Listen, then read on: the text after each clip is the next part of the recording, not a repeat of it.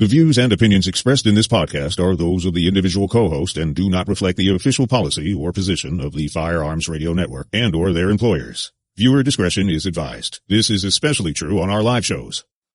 Welcome to This Week in Guns. This show is brought to you by the Firearms Radio Network and Patriot Patch Company.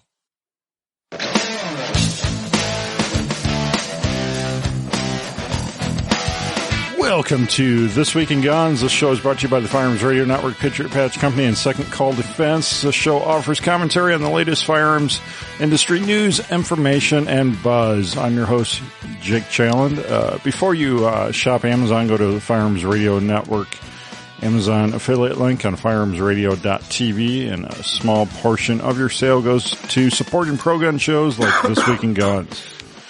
We have a great panel this week. We have Aaron Krieger, co-host of the We Like Shooting Show, the best firearms podcast ever, and the history of podcast according to Jake.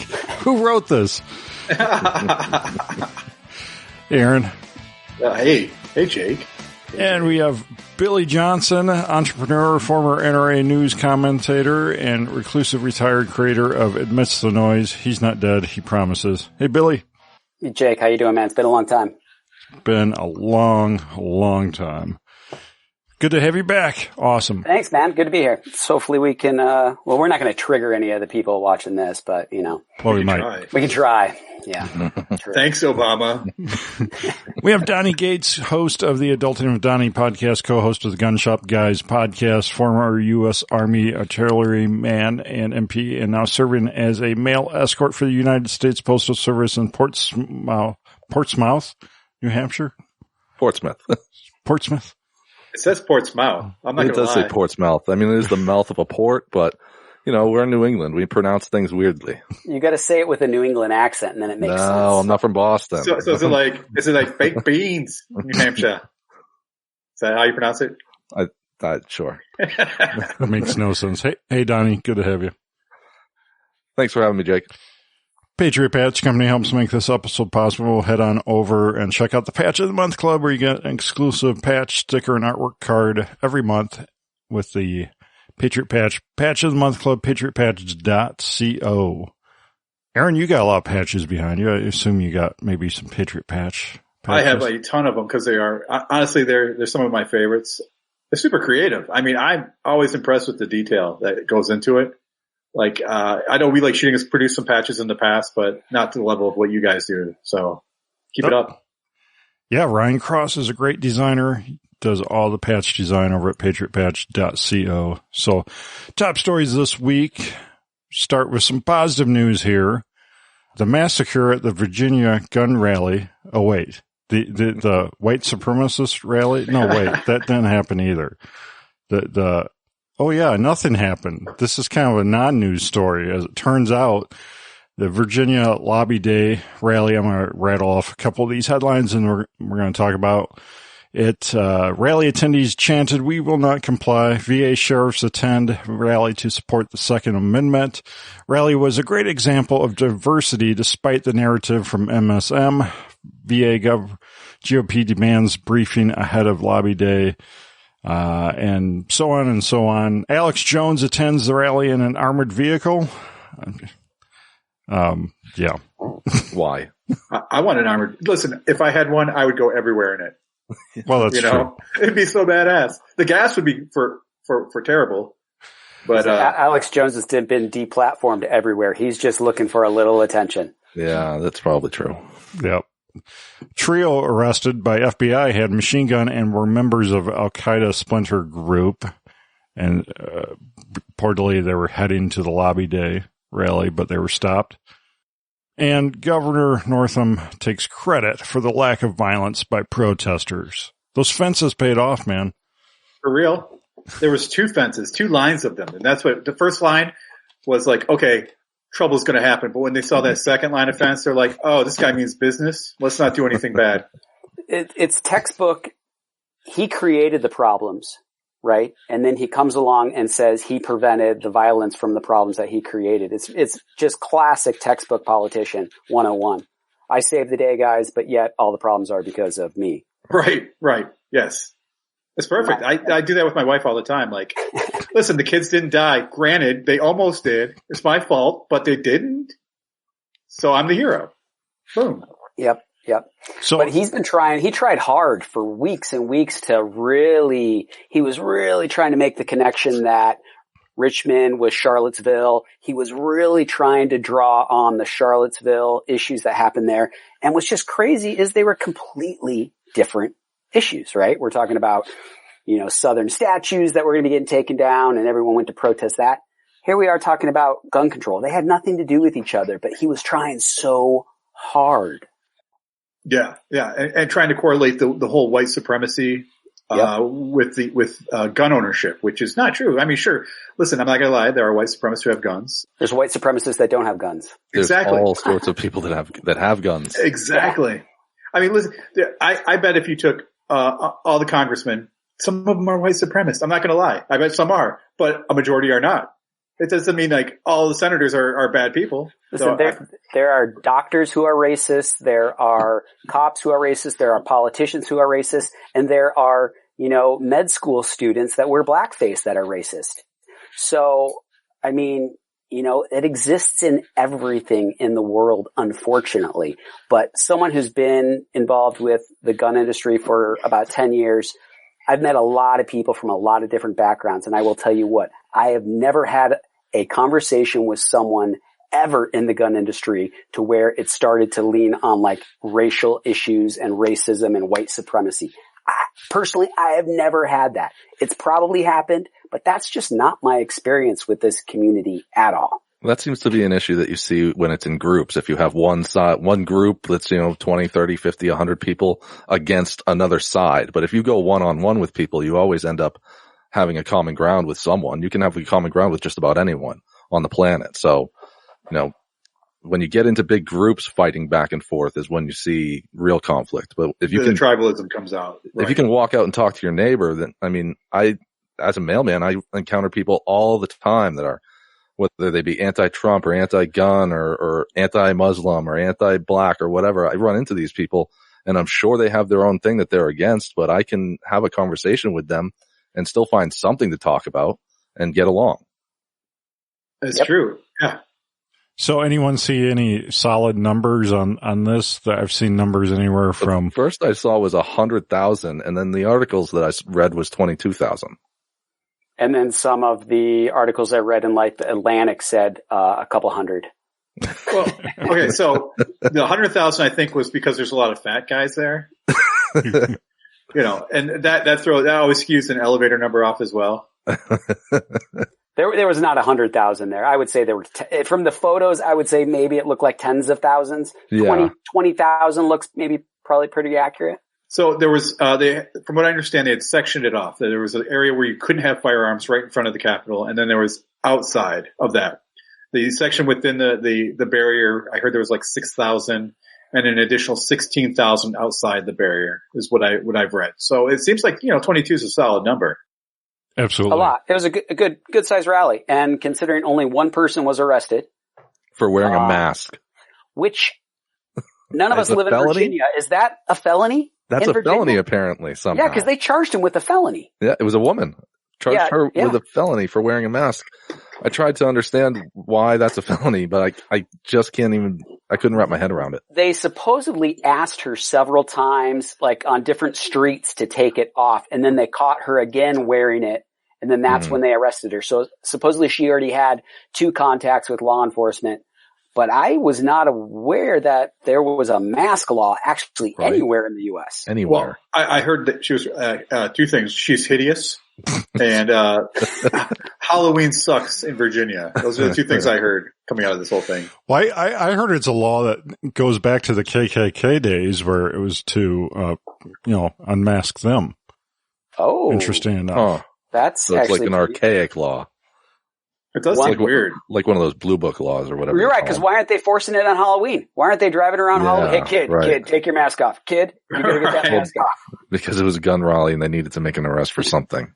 Because Northam got his way. Yeah. Because he got the gun ban. That judge, hopefully, the judge that sided with him. Hopefully people in Virginia vote him out, because clearly there's a state law that says you cannot suspend constitutional rights during an emergency, but apparently that judge sided with him. Yeah, and I mean, that'll go through appeals and probably get turned back. That's I mean, it's too late. That's the worst thing about our court system is it takes too long. Yeah. You know, it's like I go to court, I lose, I can appeal, I lose, I can take it to another court, I lose, I can take it to a superior court. You know, just it's so many bites at the apple. It just seems ridiculous. Yeah. Yep. Right. And when there's a law on the book, I find it really surprising because I feel like, you know, the judge, he came up with some really squirrely reasoning and Northam came up with some really squirrely reasoning, but you know, there's a law on the books. If you don't like the law, you change the law. And, you know, there's a lot of laws I don't like, but it just seems really shady to me that got passed like that. Because there have been years past, all the years past, you could take your firearms into the building. Right. Not just on the grounds, into the buildings to meet with your constituents. Right. Yes. I did read that too. You know, to meet with your elected officials. I would love to see 50 cal man walking around the halls there. So we've seen West Virginia stepping up their game, inviting whole counties to come over to West Virginia, inviting the NRA to move their headquarters to West Virginia and so on. They offered the NRA to move their headquarters to West Virginia? Yep. Yeah, but that's not going to happen. You ever been to West Virginia? It's actually, there's a lot of drugs. Yes, there's a lot of Oxycontin. You know, I mean, if you had $1 for every tooth that they had, you'd have $2. So, I mean, it's beautiful there. Don't get me wrong. It is beautiful country. But I mean, it was the first place I've ever had like legitimate moonshine.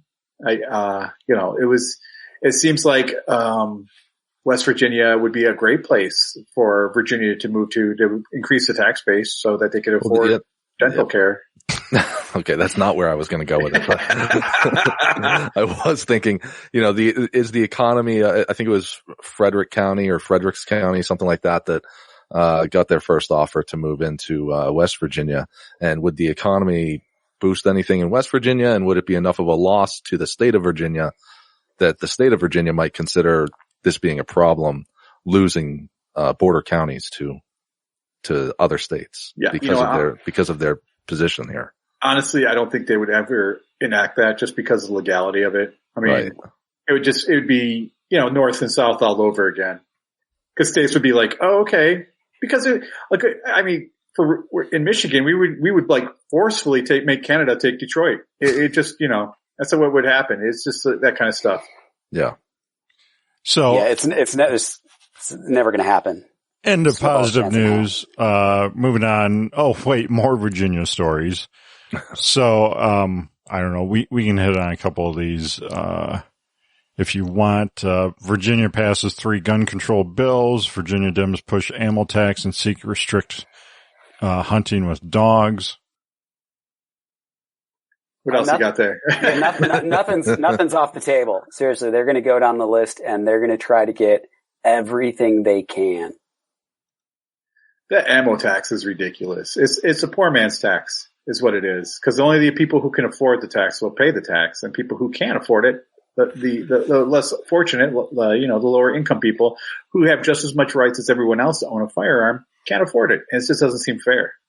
Well, that was how the NFA started there with their $200 tax stamp, was that they enacted a $200 tax stamp because it was unaffordable to most people back in 1934. And that, you know, now it's affordable, and luckily they haven't changed now, it. to be honest with you.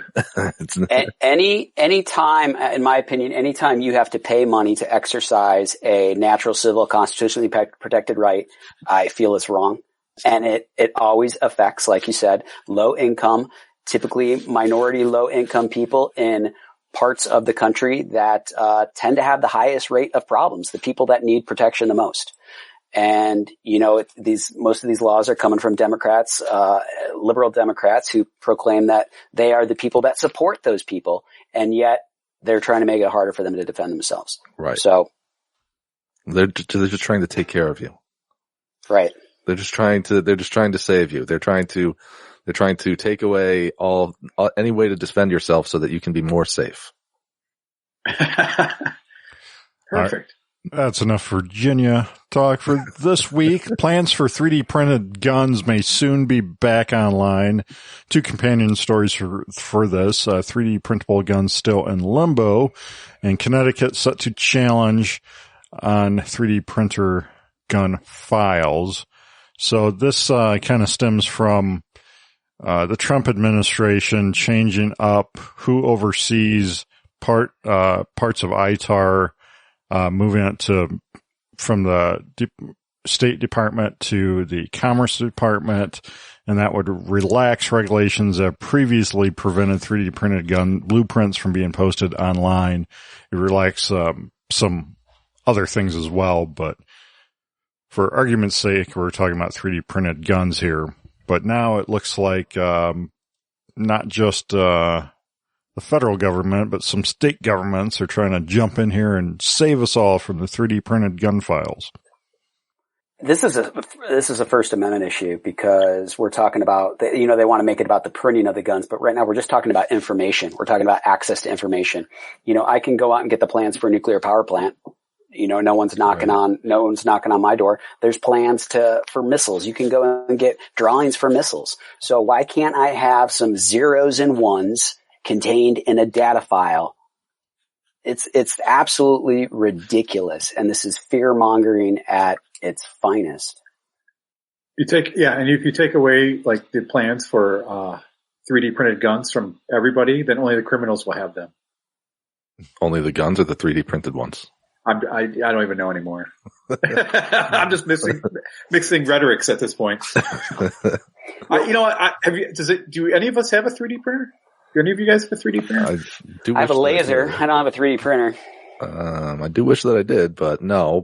Right, exactly. So I mean, it's a ridiculous fallacy to think that all these criminals are going to go out, learn the software, and start printing guns. Right. When it's Isn't it a fairly expensive piece of equipment? It is and then for one to actually print decent, it's even more expensive. Sure, you can print little figurines and stuff with the standard ones, but to print a firearm, that takes a pretty intense system. Yeah. And it's thousands of dollars. It's probably cheaper for them just to buy guns on the black market at this point. For real. Yeah. Yeah, but you can print metal too, so it doesn't have to be out of plastic. I mean, the technology. Well, then you're talking about even more expensive, like closer to $5,000 for those printers.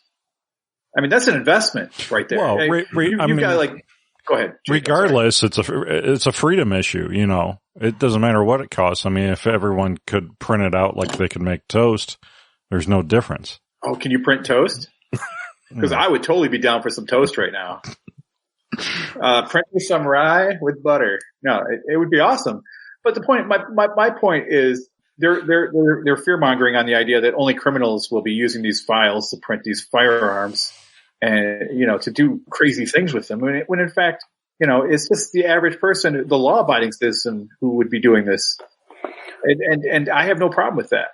Yeah, you're right. It's fear mongering because, I mean, really look at the majority of who has firearms to begin with, and there's like 120 million firearms owners in America, and how many are actually committing crimes with them? I already figured that out a long time ago. It's less than 1/10 of 1%. That's too much. Let's ban them all. Who commit violent crimes. So that's all of America. It's less than 1/10 of 1%.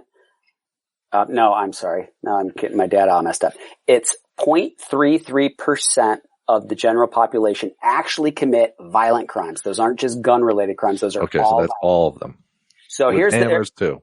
Yes. So here's the most illogical thing about this is how do you write a law and pass a law that legislates to 1/3 of 1%? It's asinine. You can't do that. Yeah. This is why we have a control issue in this country. We have too many people and too many politicians that are trying to control things that logically you can't really control. You can't legislate to 1/3 of 1% of the population. You can't frickin' do it. It's impossible. So attempts are made, though. Apparently, yeah. for over 200 years, attempts have been made. Right, exactly. All right, Smith & Wesson CEO out due to non-financial misconduct. What does that mean? Yeah, Parent tactical. Show me your precious. That article was very vague about I tried to search and find out what non-financial company policy violation would be, and just couldn't find much at all. In fact, Googling it gets you the first 10 pages are just about that article. Right. Yeah, it's such a weird phrase. So it's a very weird phrase. So anyways, non-financial misconduct is maybe he slept with maybe he was secretary. hanging out with Epstein. Right. There you go. Yeah. Again, if we go back to Terran Tactical, that guy, him and the CEO are hanging out and they're asking the girls to show him the Precious. And have you guys seen that video? No. Do you know what I'm talking about then? No. Oh my God. So apparently, I know this is not the news article we're talking about, but Terran Tactical, Instagram video of him and one of his, reps that he pays $90,000 to. Mm-hmm. He is very highly sexual with her and she is back with him. And it's okay. I mean, they're consenting adults. They know what they're doing, but at the same time, it's a non-financial, could be considered non-financial misconduct. Mm-hmm. You guys need to search that out. Search out the video. Yeah, it's hilarious. I just watch his Keanu videos. That's all. Yeah, really. That's all. I don't really. I could care less about that guy. I just want to see Keanu shooting guns. Yeah. Yep. And Haley. TSA found 4,432 guns at airports in 2019. And this number has steadily been rising according to the TSA since 2009. They have a chart here. In 2009, only 976 guns were found. Fast forward 10 years later, and it's 4,432. So I would like to see that data because I would be concerned that if they find a magazine, just a magazine, if that's counted as if it's kind of lumped in as a firearm. You know what I mean? So I don't know. That seems really weird and shady to me. Or if they find a trigger, because you can't take any parts really on the plane. So, technology has also advanced exponentially since then. With the scanners and the more intense everything. I guess the system in which they search for. I mean, back in the old days, anyone could just walk and watch a plane take off. Now we have to go through so much security just to get to that point. That of course they're going to find more stuff. It's like saying, with an increased police presence, we were able to capture more criminals because you had more people observing looking for the problem. Back then, they didn't have as much people looking for that issue because it wasn't an issue to be looked for. Well, one of my thoughts is that, the last 10 years, concealed carry has just taken off through the roof. And and especially in a lot of these states that are the biggest offenders, like, Dallas, Fort Worth, Atlanta, Denver, Phoenix, all these are pretty big concealed carry states. So I don't know, maybe the law of averages has boosted this number up simply because a lot more people have guns on them on a daily basis, and then they don't think about it when they get to the airport, maybe, or don't know. I think someone's got to do a deep dive in that data. I wouldn't put it past them that they're lumping a bunch of things into that. That would make sense. Seems crazy number. Well, the top 10 airports accounted for 1,000 of those discoveries. So there's 4,400 discoveries, and the top 10 account for just about 1,000 of them. So Atlanta, 323. So you're saying, almost a gun a day. And it's 278 airports. So top 10 are accounting for a quarter of that. Wow. And the other thing we could be seeing here is this just their terminology or their check boxes they check when they pull something off someone? Like, is it a gun keychain, a gun shaped keychain? Is it, a piece of ammunition or, and they're just checking the box for firearm for all of these? Yeah, you're right. It could be one 9mm, round, and that could be considered based on, you're right, how they collect the data. I don't know. Especially for it to rise that much in 10 years. I think someone needs to do a deep dive into that. First of all, I don't trust the TSA. I know, absolutely not. Cause that just seems weird. Dems plan on using $50 million to flip red states by the way of gerrymandering. Well, it's quid pro quo. Oh, no, it's not. It's tit for tat at this point, I think.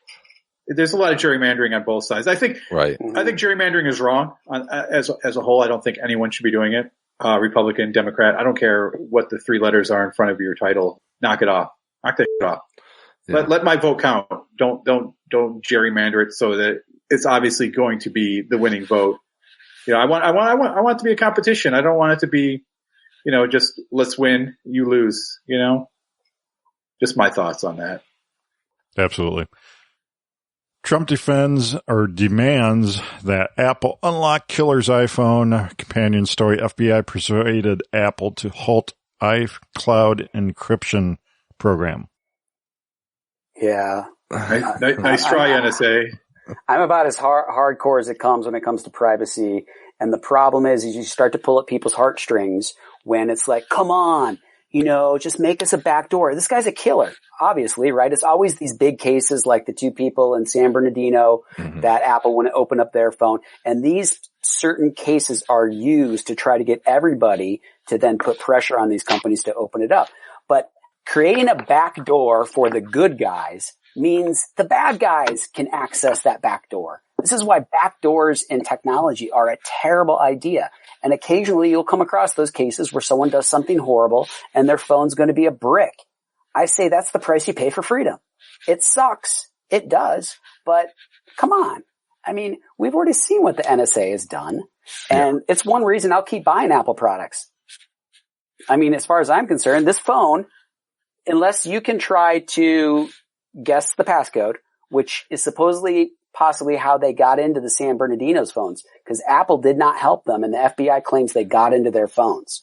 So did they just have a weak password? Who knows? I wonder if Apple might have, you know, snuck in there and said. I heard they paid like a couple hackers $250,000 to do it. Tim Cook is pretty, you know, Tim Cook's pretty hardcore about that stuff. But, I mean, I'm all about the back door, you know, but in regards to phones, not so much. So you should get together with Taryn. Oh. The edge of precious. Well, these guys are dead, right? Everyone, I mean, they're dead. So what more do you get off the phone? Like, do you really think that you're going to get a ton of intel off of the phone to find some sort of sleeper cell or something like that? Almost all these people are lone wolves. Yeah, it doesn't seem like it'd be worth it, and it doesn't seem worth it to, I don't know. And the same thing applied to the San Bernardino one. Like, were you really going to get a lot more information? I mean, at best, what were you going to prove? That they were connected to ISIS? Okay, so what? How's that help any investigation from this point? Most of those people aren't connected with ISIS. They're people that watched ISIS videos, and right? And then they just, let the Orlando, what was it, Pulse nightclub guy who pledged allegiance to ISIS, 10 minutes before going in and shooting up the place. Like, okay, he's not really an ISIS member. It's like me, crashing my motorcycle and on the way down saying I'm a Hell's Angel. Yep. But should there be a law that says, if you're a criminal and you're dead, we can hack your phone, and then the companies are obligated by law to do it, or is it? No, absolutely not. Hack the phone all you want. Go hire a hacker to break the phone, but I don't think the government should be able to force a company to open it up. I mean, let's be honest. Google's probably already doing it left and right. Google, I don't trust those people for worth anything. Google will do anything for the Chinese government. So when I at least have a company that stands up and their CEO says, we're not going to do this until they prove me wrong, I'm like, cool guys, do it. Honestly, I don't trust any company, including yours, Jake. He's in his bunker. Right? He's what about the something. Postal Service? The Postal Service has been the most trusted government agency for like 50 years. They're like the sixth line of defense. Of course I trust the USPS-ish. I prefer the American mail carrier service. American letter mail. What was Lysander Spooner's company? American Mail.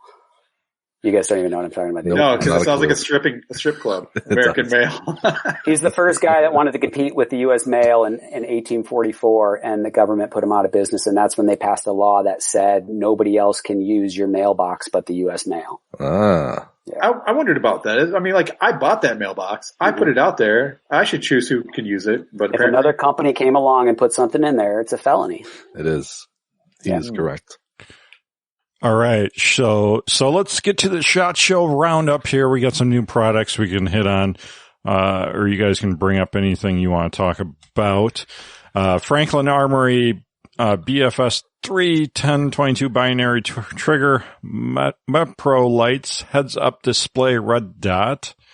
B&T reveals a new 10mm subgun. Czech Largo Arms competition pistol enters the U.S. market. Transparent colors for their Omni hybrid polymer receiver AR-15. Diamondback's DBX 5.7 by 28 pistol. A new Palmetto AK-47, MP5, and Glock.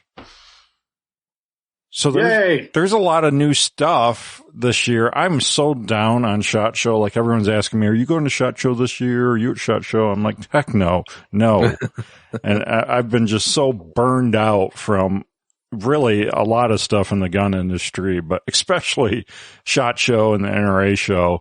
So that's why I haven't gone for a few years. But like this year, I'm like, wow, there's enough like new stuff, cool stuff here that I would have had a good time. And I couldn't say that for the last couple of years. So it's pretty I just interesting. don't want to get sick anymore. I hear so much about that. Oh yeah. I did not go this year. But I you know what? The Franklin Armory BFS3, Yes. the 1022 is cool. I actually have $800 in the BFS3s upstairs, which is 2 triggers, because they are expensive. I'm sorry, Jake. Sorry, God. I tried. They are extremely expensive, and it's ridiculous. I don't know what the 1022 is going to price out at, but it's just, okay, they're cool. You pull the trigger, boom. You let go of the trigger, boom. However, I could, just pulling the trigger faster for $150 seems okay with me. It's the novelty that's charging you $250 extra for. If they made one for a Glock, I'd be okay with that. What does it say? $299? Is that what it is for the? That wouldn't surprise me. The parts kit will be available for $299. Yeah. So currently they're like $400 for the standard BFS3 for the AR. They have it for the Scorpion and maybe the AK. No. So I know the Scorpion for sure, the AR, and then one other gun. Yeah, I mean, that costs like $100 more than the 1022 itself, which is kind of crazy. Yeah, that's true. I just got my first 1022 last year, so I'm looking at all the different things I want to do with it. Because it's got the wood stock on it, and I want to, do all sorts of stuff with it. I don't know about this binary trigger or not, but it's kind of like buying a 2004 Honda Accord and then like changing out the engine and putting a turbo in it and some nitrous. It's kind of like a 2004 Honda Accord. All right, moving down the list. I think Mepro Lights heads-up display red dot has a terrible name. Yeah, definitely. Because it makes me think of the Foreskin. So the Foresight. Every time I see it, I'm like, oh, okay. It's basically it's a little bit of a donger there. Not really impressed. Anything that works with a smartphone, anything gun related that works with a smartphone, I question its first iteration. But you can change the reticles with your phone. Isn't that amazing? Yeah, I see that. So and Sean from We Like Shooting, he got one of these in last week, and he was looking at it, and we were talking about it. He was like, and I asked him, like, can you look? You can change the reticle with your phone, but can you see what you're seeing through the reticle on your phone? He's like, no. And I'm like, well, if they could, then I would be impressed. Right. Otherwise, they just, what if if your phone's not handy and you want to change your reticle? You just use the buttons on the keypad on the thing. So what's the whole point? Right. What's the point? Well, don't you think we're in this phase right now too, though, where everybody wants an app, right? Because you want to claim your tech. I'm a tech gun company, so we're going to come up with an app. And it's too many apps. So this Czech Largo Arms, can't say that. The alien pistol here, everyone's been talking about this for a few years, and it's finally coming into the U.S. Lancer Systems is bringing it in. But did you see the price tag on this? $5,000? $5,000 for this pistol. Wow. Okay, so we had a huge discussion amongst my friends about this gun. First of all, have you seen it? It is it's sexy, and when you take it apart, it's really innovative the way that the whole thing is built out. $5,000, if say 100 people buy it, they've made bank. And then, maybe next year they come out with a $2,000 version. People spend a ton of money on STI pistols or Cabot pistols, and they're just 1911s basically, or 2011s. people will buy it. So there's a market there. People are going to spend $5,000 for this gun just for the novelty. But even if it stays in the safe and they never fire it, I bet they sell at least 500 of them. That's my guess, and that's all they need to sell. Have you held one, Aaron? I have not. I mean, it doesn't look bad. No, it looks sexy as hell. And if you ever, have you seen it? I don't know. I'm not looking at the article. Is it all broken? They show it opened up and taken apart. Yeah, I mean, it looks cool. It's got a hell of a lot of side serrations and top serrations. Definitely, on it. All about the grip. Super aggressive. All the serrations. 17 plus 1 capacity, which isn't bad. No. I don't know much about this company. How big? Do you guys know how big of a company they are? Because to me, could this just be another Hudson or Cabot? Well, Cabot does well though, man. I mean, the whole meteorite gun. Yeah, that was pretty impressive. But I'm looking at a picture of it right now. They got one with a suppressor on it. What's interesting is the double. What is that? Spring right there, recoil spring. Oh yeah. I thought that was pretty interesting, and just the whole trigger housing setup there. That's really cool too. I don't know. There's lots of other things I'd spend $5,000 on. Lots of other guns I'd buy before I'd spend $5,000 on that. But that's just me. I'm way more practical. Well, let's. I agree. I mean, if someone gave it to me, yeah, I wouldn't turn it down if someone gave it to me. Right? Yes, they can gladly send me one. Let's talk about the ATI see-through AR-15 receivers, the transparent AR-15 receivers. Okay. So you can take it to work and make sure that you're not shoplifting? Like when I first saw this picture, I thought that it was, I thought it was much cooler than what it is that I'm seeing now. I thought that it was like like when you fired it and it started to heat up, then it changed colors like a Hot Wheels car. Oh yeah. Or hyperwear, that clothing that when you sweat or get hot, your armpits turn red. Yeah. Well, certain guns do turn red if you shoot them enough. Yeah. Just hold the trigger back. This is just too gimmicky. Like, I don't know. I don't need to see. I mean, you can't even see everything that clearly inside because it's opaque. All the item, your trigger and everything's all black parts. So right. What's the purpose? Well, that's there's no purpose. No. Oh, it's amazing. Come on. So back in my video game days, I had all the colors of the colored N64s.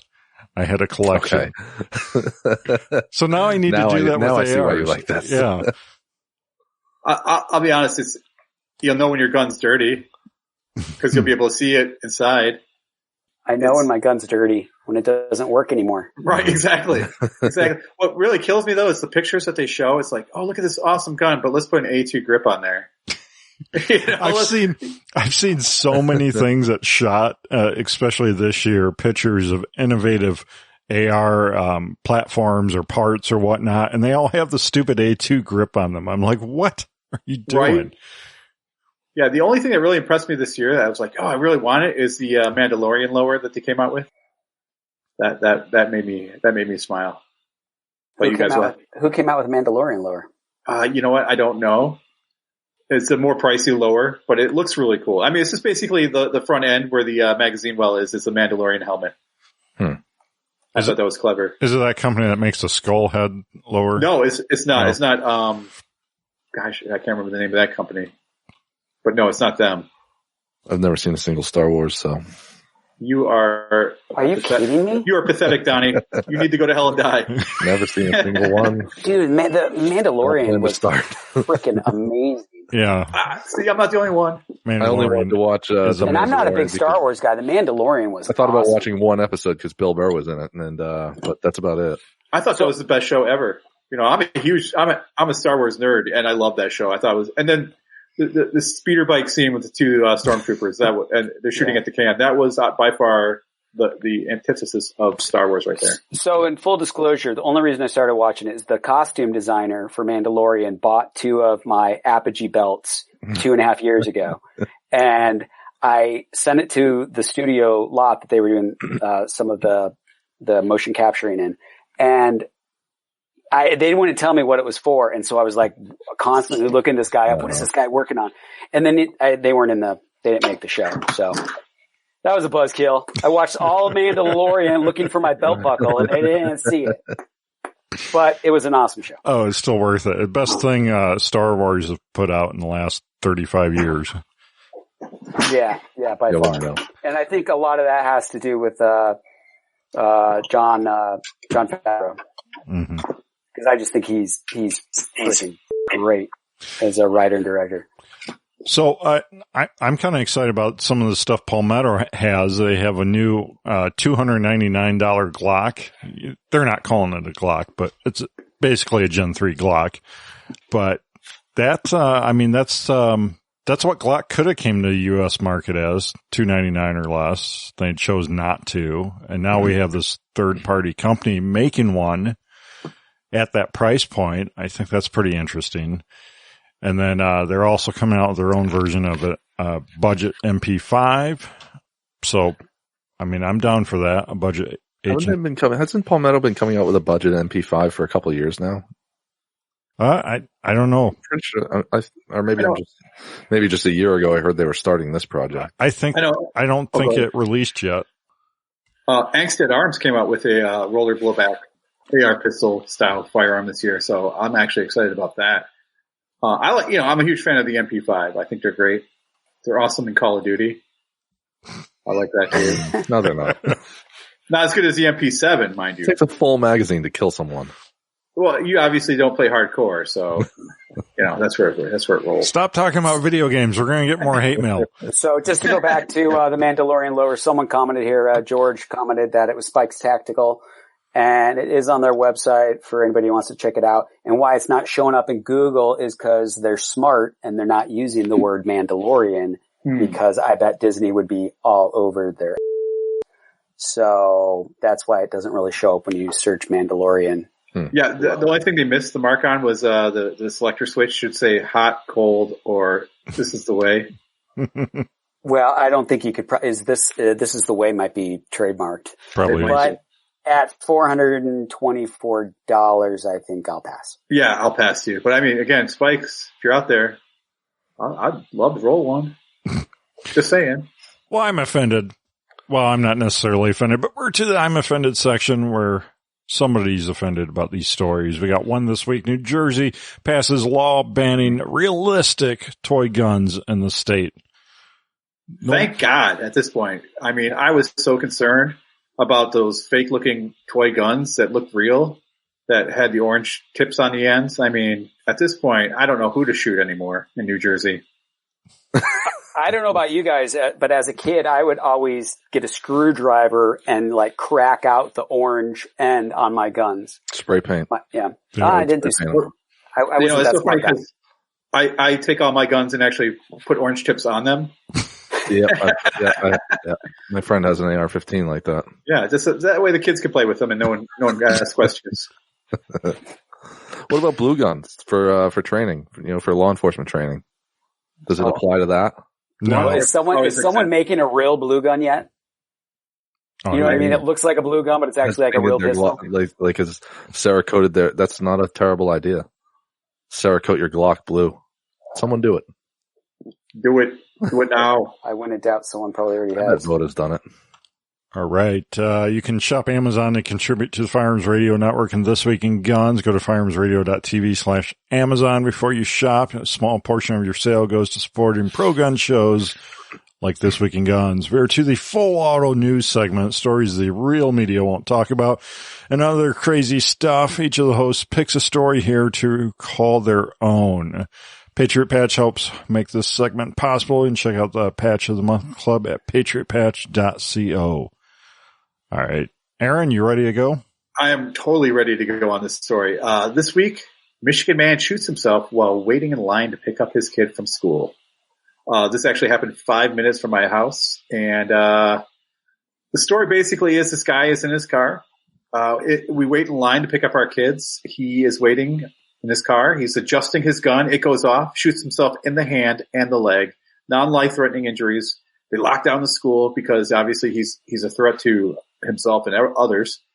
So I've been looking everywhere for this guy's name. Nowhere can it be found. It happened 6 days ago. The most recent article I saw was 3 days ago. It turns out the guy didn't have a CPL. So in Michigan, you can't carry a firearm in your vehicle unless it's in a box locked up without a CPL, because it's considered concealed in your vehicle. Some other states, your vehicle is an extension of your home, so it's fine. Michigan, not so much.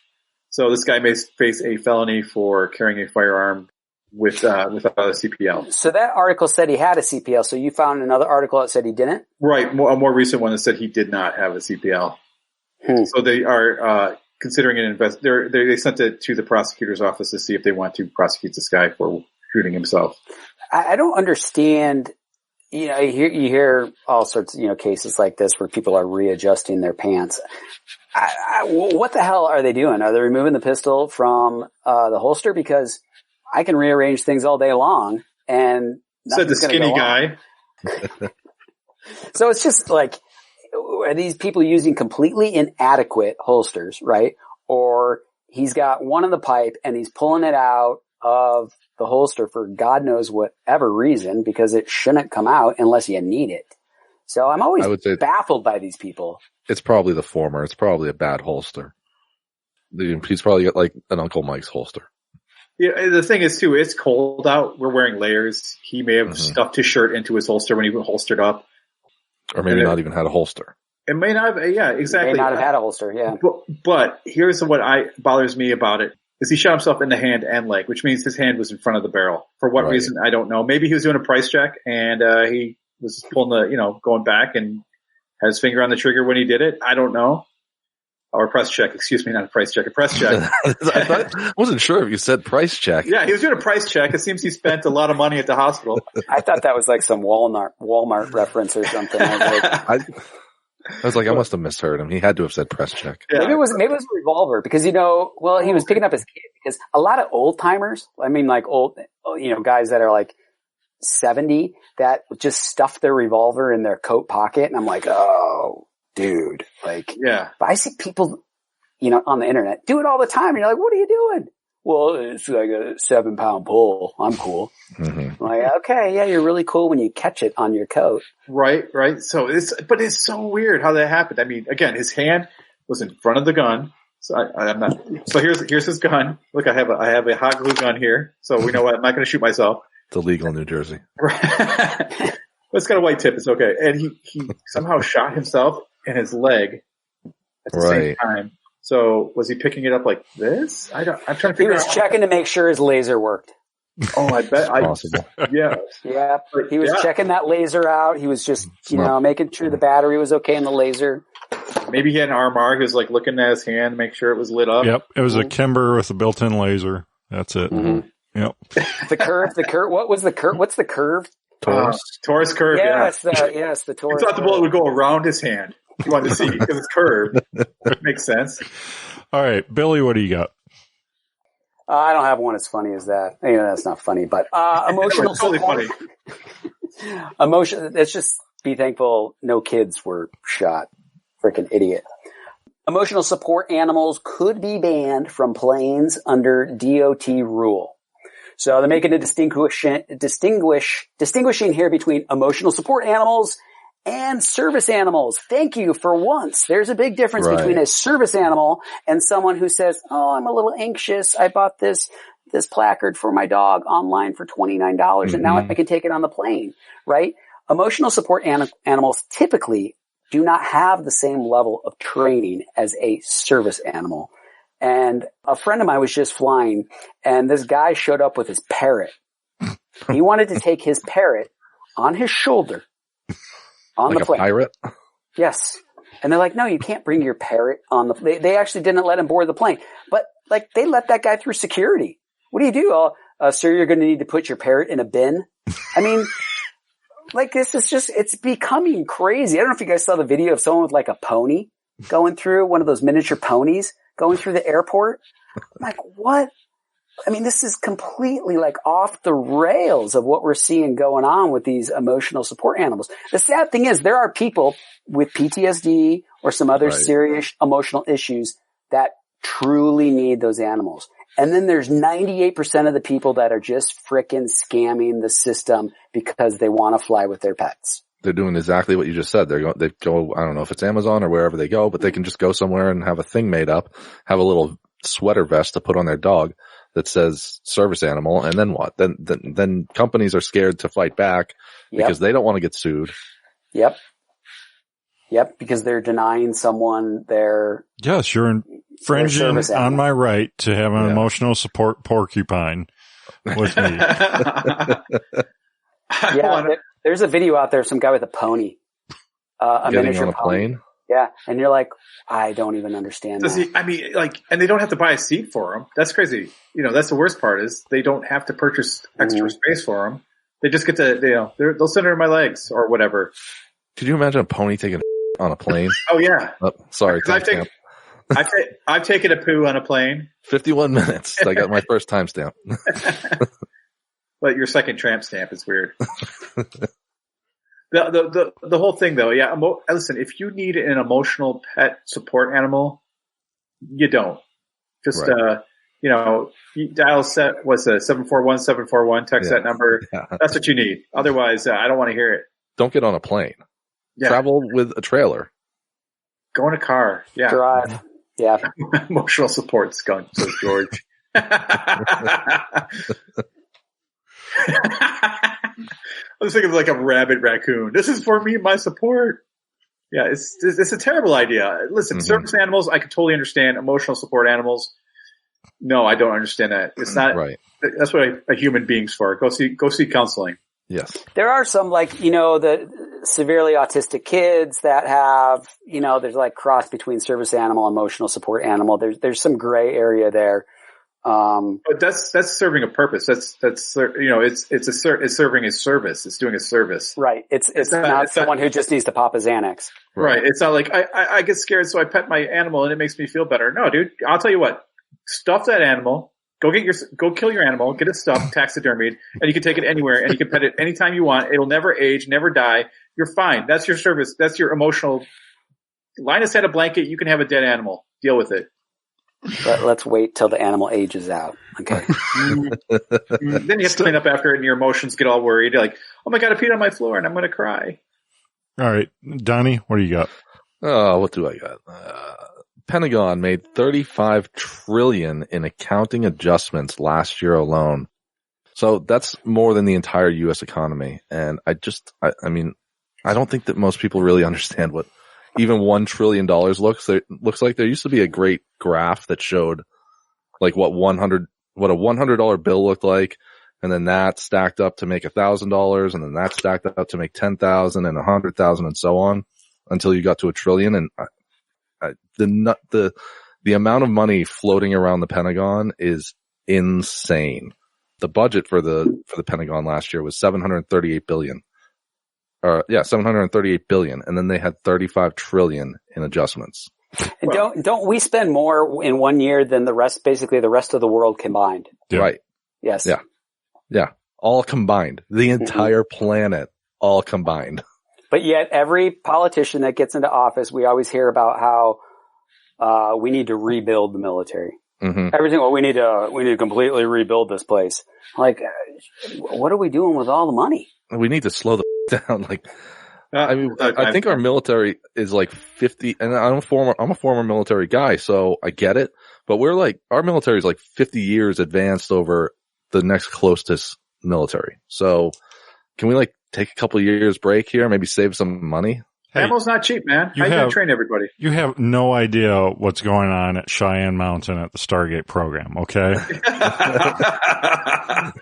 Yeah, how much of that money is like black money? We don't even know. Right. We don't even know where it's going. I have no idea.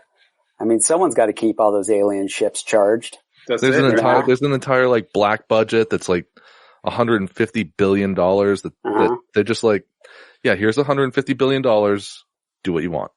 And don't tell us what it is. We don't want to know. I get that some of that, I really understand that some of that's important. Some of it is going towards black operations and training for that type of shit. And then also, building equipment that we can't let everyone know about. Sorry, another timestamp. I get that. But $758 billion a year? Yeah, it's insane. It's an insane number that I don't think people really comprehend. No, you can't. I don't think that you can really understand. I mean, not Elon Musk. Who's the owner of Amazon there? Is it Jeff Bezos? Jeff Bezos. Yeah. $104 billion is what he's worth. He's the richest person on the planet. Yeah. And we spend over 7 times that every year. Uh-huh. Mm-hmm. And he's building rockets to go to freaking Mars. Yeah. I would too. That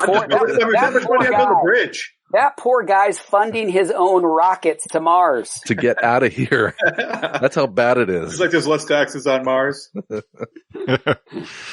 All right. So I've got new immersive plane crash experience to open. And it has the warning that not recommended for people of a nervous disposition. And so this is built in like a shipping container, but it's built out exactly like a Boeing 707. And I guess this experience is totally realistic that you go through. And the kicker here is that it's, you might die in this experience or you might survive. You don't know.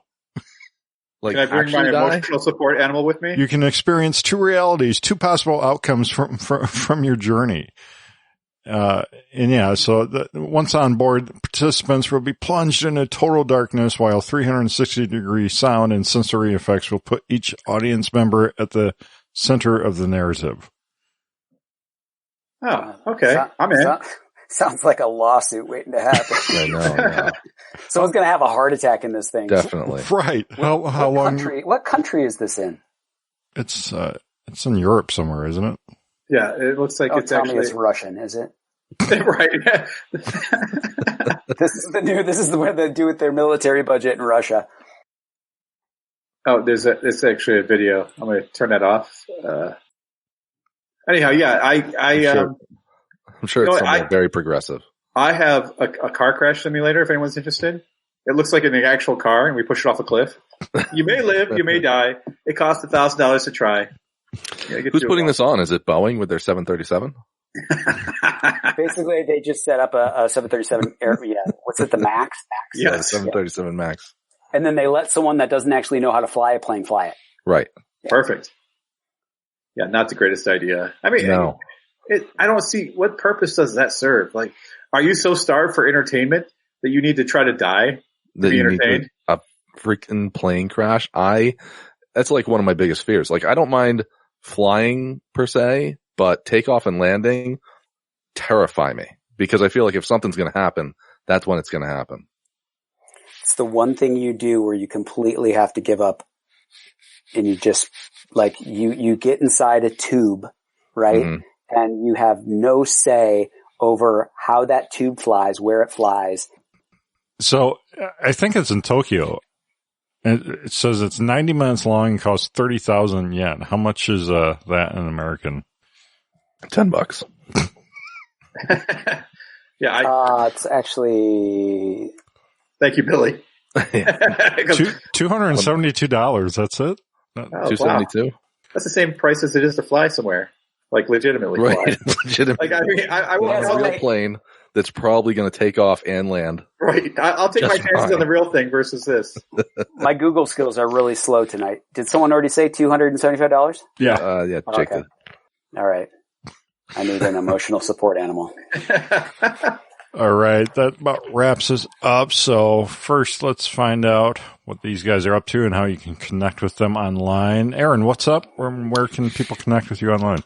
We have 2 shows a week, and you can catch them both at welikeshooting.com/show.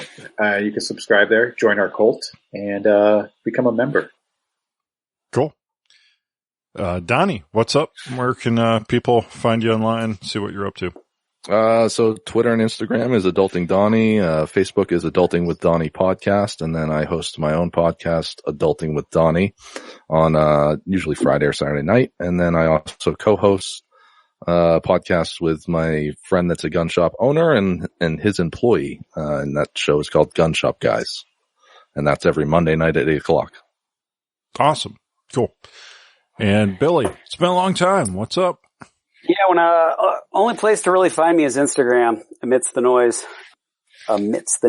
So I am potentially working on some new ideas for 2020. I don't want to overcommit yet, but if any of you liked some of my old content I made for the NRA and on my channel, there's a good chance you might see some stuff coming in 2020. And yeah, so I'm going to put some stuff out on Instagram, try to get some feedback from some people, see what they'd like to see. It's not going to be the same stuff I did before. I don't like to look backwards and do that same kind of thing. So I'm working on some new ideas, and yeah, I think 2020 is the year. That's especially exciting. if we get a socialist in office. I think it's going to be awesome. Yeah.